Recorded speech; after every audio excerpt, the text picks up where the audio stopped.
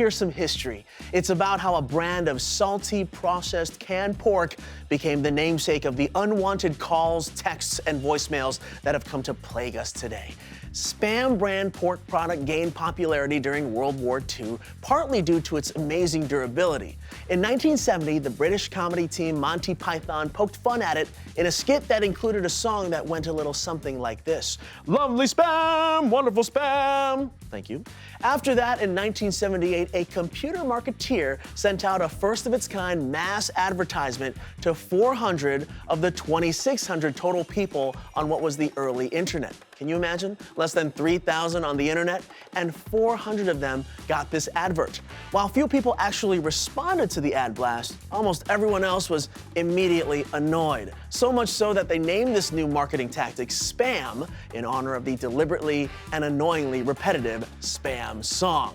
That's how our current day spam was born, and ever since, spammers have been working overtime to weaponize this increasingly dark art with our phone numbers as one of their favorite targets.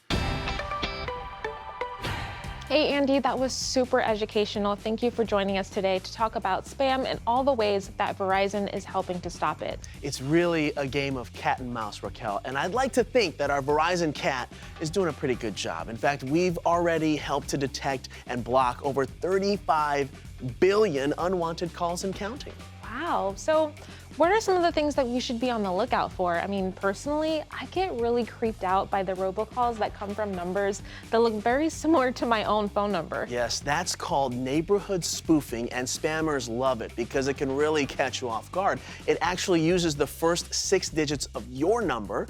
They're trying to get you to think this might be my friend, my family member, maybe it's a neighbor or a local business, anything to trick people into actually picking up. Spammers will try anything, won't they? Spammers have all sorts of clever tricks and plans, and they keep changing those tricks and plans up. Do you know what a voicemail blast is? No. You won't even get an actual call. Instead, it's a message that goes straight to your voicemail.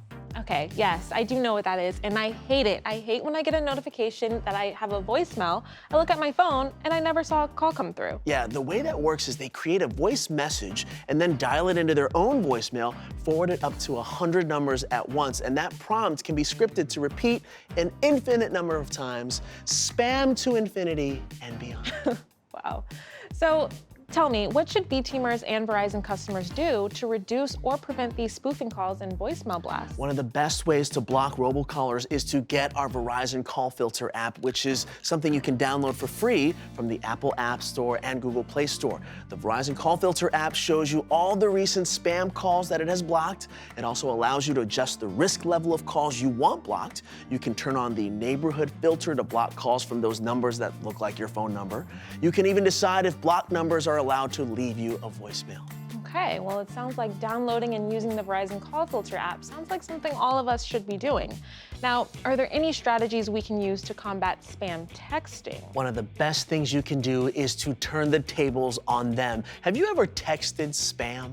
Can't say I have. What I mean is text 7726, which actually spells spam. It's the best way to report spam texts. Got it. Okay, so text spam to report spam. It's easy enough to remember. Yeah, texting 7726 is for when you get those spam texts that want you to click on their link, like you've just won a free $50 gift card, click the link to redeem, or your account has been suspended, click on this link to reinstate your account. Wow, you really have to be careful when it comes to these spam texts. Yes, spammers are so desperate to get you to click their text link, and believe me, you don't want to go there. The next thing you know, you're giving up your social security number. But by not clicking the link, copying the phone number that sent you the spam text, and texting that number to 7726, you can help flag a spammer, and that helps stop future attempts. This is great advice for our V-Teamers and customers to combat spam.